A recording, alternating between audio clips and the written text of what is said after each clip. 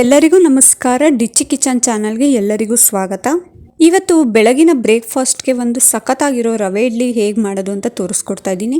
100% hotel ಸ್ಟೈಲಲ್ಲೇ plain ರವೆ ಇಡ್ಲಿ ಹೇಗೆ ಮಾಡ್ತಾರೆ ಅನ್ನೋದನ್ನ ಮನೆಯಲ್ಲೇ ಕೂಡ ಸುಲಭವಾಗಿ ಮಾಡ್ಕೊಬೋದು. ಮಾಮೂಲಿ ಅಕ್ಕಿಯಲ್ಲಿ ಇಡ್ಲಿ ಮಾಡೋದು ಇದ್ದಿದ್ದೆ. ಈ ರೀತಿಯಾಗಿ ಒಂದ್ಸತಿ ರವೆ ಇಡ್ಲಿ ಟ್ರೈ ಮಾಡಿ, ತುಂಬಾ ರುಚಿಯಾಗಿರುತ್ತೆ. ಬಾಯಿಗಂತೂ ಸ್ವಲ್ಪ ರುಚಿನೇ ಚೆನ್ನಾಗಿ ಸಿಗುತ್ತೆ.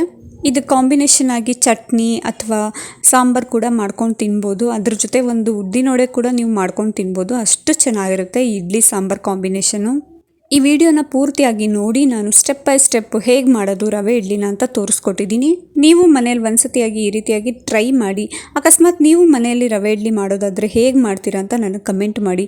ಈ ವಿಡಿಯೋನ ಪೂರ್ತಿಯಾಗಿ ನೋಡಿ ನಿಮ್ಮ ಅಭಿಪ್ರಾಯನ ತಿಳಿಸಿ. ನೀವು ಕಮೆಂಟ್ ಮಾಡಿರೋ ರೀತಿ ನಾನು ಏನಾದರೂ ಚೇಂಜ್ ಮಾಡ್ಕೊಬೇಕಾ ಅಥವಾ ಬೇರೆ ರೀತಿ ಮಾಡಬೇಕಾ ಅನ್ನೋದನ್ನು ನೋಡಿ ನೆಕ್ಸ್ಟ್ ವಿಡಿಯೋದಲ್ಲಿ ನಿಮ್ಮ ಜೊತೆ ಶೇರ್ ಮಾಡ್ತೀನಿ. ಈ ರವೆ ಇಡ್ಲಿ ಬೆಳಗಿನ ಬ್ರೇಕ್ಫಾಸ್ಟ್ಗೆ, ಮಧ್ಯಾಹ್ನ ಲಂಚ್ ಬಾಕ್ಸ್ಗೆ ಅಥವಾ ನೈಟ್ ಡಿನ್ನರ್ಗೂ ಕೂಡ ತಿನ್ಬೋದು. ಅಷ್ಟು ಚೆನ್ನಾಗಿರುತ್ತೆ, ರುಚಿಯಾಗಿರುತ್ತೆ. ತುಂಬಾ ಸಾಫ್ಟಾಗಿ ಒಂಥರ ರವೆಯಾಗಿ ಚೆನ್ನಾಗಿರುತ್ತೆ ಇದು. ಬನ್ನಿ ಇವಾಗ ಹೇಗೆ ಮಾಡೋದು ಅಂತ ಸ್ಟೆಪ್ ಬೈ ಸ್ಟೆಪ್ ಮೂಲಕ ನಿಮ್ಮ ಜೊತೆ ಶೇರ್ ಮಾಡ್ತೀನಿ. ಈ ವಿಡಿಯೋನ ನೋಡಿ ಪೂರ್ತಿಯಾಗಿ. ಮೊದಲಿಗೆ ಒಂದು ಪಾತ್ರೆ ಇಟ್ಕೊಂಡು ಅದಕ್ಕೆ ನಾನು ಇವಾಗ ತೋರಿಸ್ತಾ ಇದ್ದೀನಲ್ಲ ಲೋಟ, ಆ ಲೋಟದಲ್ಲಿ 3/4 ಲೋಟ ಆಗೋಷ್ಟು ನಾನು ಉದ್ದಿನ ಬೇಳೆನ ತೊಗೊಂಡಿದ್ದೀನಿ. ನೀವು ಉದ್ದಿನ ಬೇಳೆ ಇಲ್ಲ ಅಂದರೂ ಉದ್ದಿನ ಕಾಳು ಕೂಡ ತೊಗೊಬೋದು. ಇದನ್ನು ನೀಟಾಗಿ ಸುಮಾರು ಒಂದು 5ರಿಂದ 6 ಸತಿ ನೀಟಾಗಿ ಚೆನ್ನಾಗಿ ತೊಳಿಬೇಕಾಗುತ್ತೆ. ನಾವು ಎಷ್ಟು ಚೆನ್ನಾಗಿ ತೊಳಿತೀವಿ ಅಷ್ಟು ಚೆನ್ನಾಗಿ ಬೆಳ್ಳಗೆ ಬರುತ್ತೆ. ಇವಾಗ ಅದನ್ನು ತೊಳೆದ್ಬಿಟ್ಟು ಅದು ಮುಳುಗುವಷ್ಟು ನೀರನ್ನ ಸೇರಿಸಿ ನೆನೆಸಿಟ್ಟಿದ್ದೀನಿ. ಇನ್ನೊಂದು ಬೌಲಲ್ಲಿ ಒಂದು 2ರಿಂದ 3 ಹಿಡಿ ಆಗೋಷ್ಟು ಅವಲಕ್ಕಿನ ಚೆನ್ನಾಗಿ ತೊಳೆದು ಅದನ್ನು ಕೂಡ ನೀರಲ್ಲಿ ನೆನೆಸಿಡ್ತಾ ಇದ್ದೀನಿ. ಒಟ್ಟಿಗೆ ನೆನೆಸಿದ್ರೆ ಸ್ವಲ್ಪ ಒದಗೋದಿಲ್ಲ, ಹಾಗಾಗಿ ಬೇರೆ ಬೇರೆ ಕಪ್ಪಲ್ಲಿ ಬೇರೆ ಬೇರೆ ಪಾತ್ರೆಯಲ್ಲಿ ನೆನೆಸಿದ್ರೆ ತುಂಬ ಚೆನ್ನಾಗಿ ಒದಗುತ್ತೆ. ಇದೆರಡನ್ನು ಸರಿಸುಮಾರು ಒಂದು 6 ಗಂಟೆಗಳ ಕಾಲ ನೆನೆಸಿಡ್ಬೇಕಾಗುತ್ತೆ. ನೀವು ಎಷ್ಟು ಗಂಟೆಗೆ ನೆನೆಸ್ತೀರಿ ಅದರಿಂದ 6 ಗಂಟೆಗಳ ಕಾಲ ಇದನ್ನು ಹೀಗೆ ನೆನೆಸಿಡ್ಬೇಕಾಗುತ್ತೆ. ಆ ನೆನೆಸಿಟ್ಟಿರೋದನ್ನ ರುಬ್ಬೋದಕ್ಕೂ 1 ಅವರ್ ಮುಂಚೆ, ಅಂತಂದರೆ ಅದನ್ನು ಒಂದು 6 ಗಂಟೆ ಟೈಮ್ ನೆನೆಸಿಟ್ಟಿದ್ದೀವಿ. 5 ಅವರ್ ಆದಮೇಲೆ ಒಂದೇ ಒಂದು ಅವರ್ ಉಳಿದಿದೆ ರುಬ್ಬೋದಕ್ಕೆ ಅನ್ನುವಾಗ 1 ಅವರ್ ಮುಂಚೆಲಿ ನಾನು ಆ ಲೋಟದಲ್ಲಿ ತೋರಿಸಿದ್ನಲ್ಲ ಆ ಲೋಟದಲ್ಲಿ 1 ಕಪ್ ಆಗೋಷ್ಟು, 1 ಲೋಟ ಆಗೋಷ್ಟು ರವೆನ ತೊಳೆದು ನೀಟಾಗಿ ನೆನೆಸಿಡ್ತಾ ಇದ್ದೀನಿ. ಮಾಮೂಲಿಯಾಗಿ ಮಾರ್ಕೆಟಲ್ಲಿ ಸಿಗುವ ಇಡ್ಲಿ ರವೆನ ತಂದು ಈ ರೀತಿಯಾಗಿ ನೆನೆಸಿಡ್ತಾ ಇದ್ದೀನಿ. ಇದನ್ನು ಕೂಡ 1 ಅವರ್ ಬಿಟ್ಟಿದ್ದೀನಿ. ಇವಾಗ ನೋಡಿ 6 ಅವರ್ ನೆಂದಿದ್ದಾಯಿತು. ತುಂಬ ಚೆನ್ನಾಗಿ ಒದಗಿದೆ, ಮಾತ್ರ ಎಷ್ಟು ಚೆನ್ನಾಗಿ ನೆಂದಿದೆ ಅಂತ ನೀವೇ ನೋಡ್ತಾ ಇರ್ಬೋದು. ಇವಾಗ ಇದನ್ನು ಒಂದೊಂದಾಗಿ ರುಬ್ಕೊಳ್ಳೋಣ. ಅವಲಕ್ಕಿ ಜೊತೆ ಉದ್ದಿನ ಬೇಳೆನ ಎರಡನ್ನೂ ಒಟ್ಟಿಗೆ ರುಬ್ಬೋದಕ್ಕಿಂತ ಉದ್ದಿನಬೇಳೆ ಫಸ್ಟ್ ರುಬ್ಕೊಂಡು ಆಮೇಲೆ ಅವಲಕ್ಕಿನ ರುಬ್ಕೊಬೇಕಾಗುತ್ತೆ. ನಾವು ಉದ್ದಿನಬೇಳೆನ ಎಷ್ಟು ಚೆನ್ನಾಗಿ ರುಬ್ತೀವೋ ಅಷ್ಟು ಚೆನ್ನಾಗಿ ಒದಗುತ್ತೆ, ಏಕೆಂತಂದರೆ ಅಷ್ಟು ಚೆನ್ನಾಗಿ ಬರುತ್ತೆ ಇಡ್ಲಿ ಕೂಡ. ನಾನು ಮಿಕ್ಸಿಯಲ್ಲೇ ರುಬ್ತಾ ಇದ್ದೀನಿ. ಕೆಲವ್ರ ಮನೆ ಗ್ರೈಂಡರಲ್ಲಿ ರುಬ್ತಾರೆ. ಆ ರೀತಿ ರುಬ್ಬಿದ್ರೂ ಕೂಡ ಗ್ರೈಂಡರಲ್ಲಿ ರುಬ್ಬಿದ್ರೆ ಇನ್ನೂ ಚೆನ್ನಾಗಿ ಒದಗಿ ಬರುತ್ತೆ. ನೋಡಿ ಈ ಹಂತದಲ್ಲಿ ಈ ರೀತಿಯಾಗಿ ಗಟ್ಟಿಯಾಗಿ ರುಬ್ಕೊಂಡಿದ್ದೀನಿ. ಎಷ್ಟು ಚೆನ್ನಾಗಿ ರುಬ್ಬಿದ್ದೀನಿ ಅಂತ ನೀವೇ ನೋಡ್ತಾ ಇರ್ಬೋದು. ಗಟ್ಟಿಯಾಗಿ ರುಬ್ಬಿಟ್ಕೊಂಡು ಇವಾಗ ರವೆನ ನೆನೆಸಿದ್ವಲ್ಲ ಆ ಪಾತ್ರೆಗೆ ಇದನ್ನು ಹಾಕ್ತಾ ಇದ್ದೀನಿ. ಒಟ್ಟಿಗೆ ಕಲಸಿಡೋದಕ್ಕೆ ತುಂಬ ಚೆನ್ನಾಗಿ ಬರುತ್ತೆ. ಸ್ವಲ್ಪ ಅಗಲವಾಗಿ ಒಂದು ಸ್ವಲ್ಪ ಜಾಸ್ತಿ ದೊಡ್ಡದಾಗಿರೋ ಪಾತ್ರೆನೇ ತೊಗೊಳ್ಳಿ. ಅಕಸ್ಮಾತ್ ಉಬ್ಬಿ ಬಂದರೆ ಉಬ್ಬಿ ಬರಲಿ ಅಂತ ಅಂದ್ಬಿಟ್ಟು ಅಷ್ಟೇ.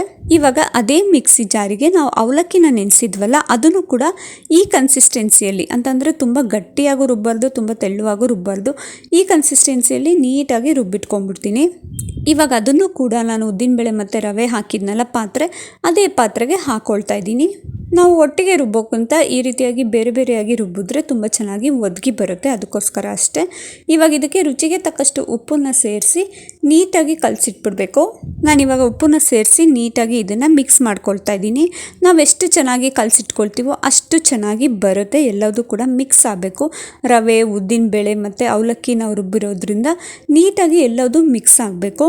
ನಾನು ಅವಲಕ್ಕಿ ರುಬ್ಬಿರೋ ಕಾರಣ ಏನು ಅಂತಂದರೆ ಇನ್ನೊಂದು ಸ್ವಲ್ಪ ಸಾಫ್ಟಾಗಿ ಬರಲಿ ಅಂತ ಅಂದ್ಬಿಟ್ಟು. ಸ್ವಲ್ಪನಾದರೂ ಅವಲಕ್ಕಿ ಹಾಕೋದ್ರಿಂದ ಸ್ವಲ್ಪ ಸಾಫ್ಟಾಗಿ ಬರುತ್ತೆ. ಆಮೇಲೆ ರವೆ ಹಾಕಿರೋದ್ರಿಂದ ಸ್ವಲ್ಪ ರವೆಯಾಗಿ ಚೆನ್ನಾಗಿ ಇರುತ್ತೆ ಟೇಸ್ಟು. ಇವಾಗ ಕಲಸಿದ್ದೆಲ್ಲ ಆದಮೇಲೆ ಒಂದು ಪ್ಲೇಟ್ನ ಮುಚ್ಚಿ ಸುಮಾರು 7ರಿಂದ 8 ಅವರು, ಕರೆಕ್ಟಾಗಿ 8 ಗಂಟೆ ಟೈಮ್ ಕಾಲ ಇದನ್ನು ಹಾಗೆ ಬಿಡಬೇಕಾಗತ್ತೆ. ಆಗ ಉಪ್ಪು ಹುಳಿ ಎಲ್ಲದೂ ಕೂಡ ಚೆನ್ನಾಗಿ ಮಿಕ್ಸ್ ಆಗಿ ಉಬ್ಬಿ ಬಂದು ಇಡ್ಲಿ ತುಂಬ ಚೆನ್ನಾಗಿ ಬರುತ್ತೆ. ನೋಡಿ ಇವಾಗ 8 ಗಂಟೆಗಳ ಕಾಲ ಅದನ್ನು ಹಾಗೆ ಬಿಟ್ಟಿದ್ದಾದಮೇಲೆ ಓಪನ್ ಮಾಡ್ತಾಯಿದ್ದೀನಿ. ಎಷ್ಟು ಚೆನ್ನಾಗಿ ಉಬ್ಬಿ ಬಂದಿದೆ ಅಂತ ಅಂದ್ಬಿಟ್ಟು ಎಲ್ಲದೂ ಚೆನ್ನಾಗಿ ಮಿಕ್ಸ್ ಮಾಡ್ಕೊಬೇಕು. ಉದ್ದಿನಬೇಳೆ, ಅವಲಕ್ಕಿ, ರವೆ ಎಲ್ಲದೂ ಚೆನ್ನಾಗಿ ನೀಟಾಗಿ ಮಿಕ್ಸ್ ಆಗಬೇಕು.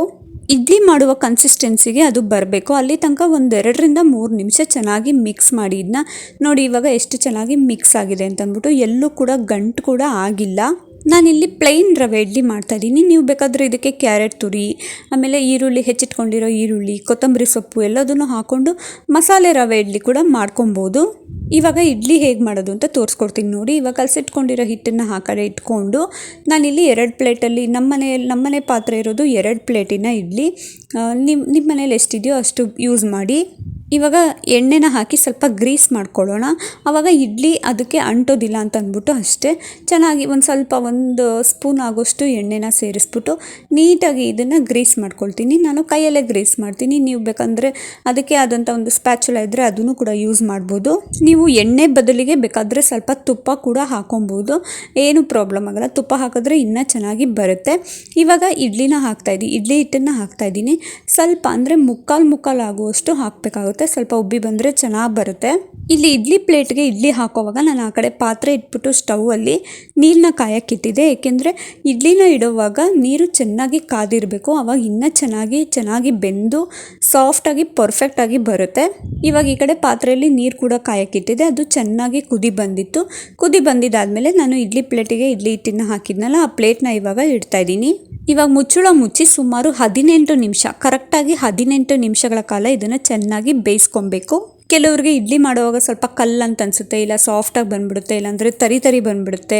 ಅದೆಲ್ಲ ಕಾರಣ ಏನು ಅಂತಂದರೆ ಪರ್ಫೆಕ್ಟಾಗಿ ಮಾಡೋದಕ್ಕೆ ಆಗಲ್ಲ ಅಂತ ಅಂದ್ಬಿಟ್ಟು ಈ ರೀತಿ ಒಂದೇ ಅಳತೆಯಲ್ಲಿ ಸ್ಟೆಪ್ ಬೈ ಸ್ಟೆಪ್ಪು ಹೇಗೆ ಮಾಡೋದು ಅಂತ ತಿಳ್ಕೊಂಡು ಇಡ್ಲಿನ ಪರ್ಫೆಕ್ಟಾಗಿ ಮಾಡ್ಬೋದು ಕೂಡ. ಮೊದಲನೇ ಸತಿ ಮಾಡೋರು ಕೂಡ ಈ ರೀತಿಯಾಗಿ ಮಾಡ್ಬೋದು.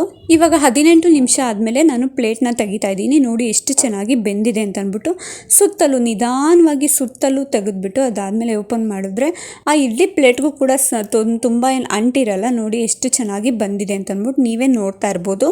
ನಾನು ತೋರಿಸಿದ ರೀತಿಯಲ್ಲಿ ಸ್ಟೆಪ್ ಬೈ ಸ್ಟೆಪ್ ಮಾಡಿದ್ರೆ ನಿಮಗೂ ಕೂಡ ಇದೇ ರೀತಿಯಾಗಿ ಪರ್ಫೆಕ್ಟಾಗಿ ರವೆ ಇಡ್ಲಿ ಬಂದೇ ಬರುತ್ತೆ. ಇದಕ್ಕೆ ಕಾಂಬಿನೇಷನ್ ಆಗಿ ಇಡ್ಲಿ ಸಾಂಬಾರ್ ಆಗಿರ್ಬೋದು ಅಥವಾ ಕಾಯಿ ಚಟ್ನಿ ಮಾಡ್ಕೊಂಡು ತಿನ್ಬೋದು. ತುಂಬಾ ಚೆನ್ನಾಗಿರುತ್ತೆ, ರುಚಿಯಾಗಿರುತ್ತೆ. ನೀವು ಮನೇಲಿ ಒಂದ್ಸತಿಯಾಗಿ ಟ್ರೈ ಮಾಡಿ. ಇದಕ್ಕಿಂತ ಬೆಟರಾಗೆ ಟ್ರೈ ಮಾಡಿ. ನಾನು ಮಾಡಿದ್ದೆ ಪರ್ಫೆಕ್ಟ್ ಅಂತ ನಾನು ಹೇಳಲ್ಲ, ಇದಕ್ಕಿಂತ ಪರ್ಫೆಕ್ಟಾಗಿ ಇನ್ನೂ ನೀವು ಮಾಡಿ. ಹಾಗೆ ನೀವೆಲ್ಲರೂ ಹೇಗೆಲ್ಲ ರವೆ ಇಡ್ಲಿ ಮಾಡ್ತೀರಾ ಅಂತ ಅಂದ್ಬಿಟ್ಟು ನನಗೆ ಕಮೆಂಟ್ ಮಾಡಿ. ನೆಕ್ಸ್ಟ್ ಟೈಮ್ ಕೂಡ ನಾನು ಅದನ್ನು ಮಾಡ್ತೀನಿ. ಆ ವಿಡಿಯೋನ ನಿಮ್ಮ ಜೊತೆನೂ ಶೇರ್ ಮಾಡ್ತೀನಿ. Thank you for watching. ಮುಂದಿನ ವಿಡಿಯೋದಲ್ಲಿ ಸಿಗ್ತೀನಿ.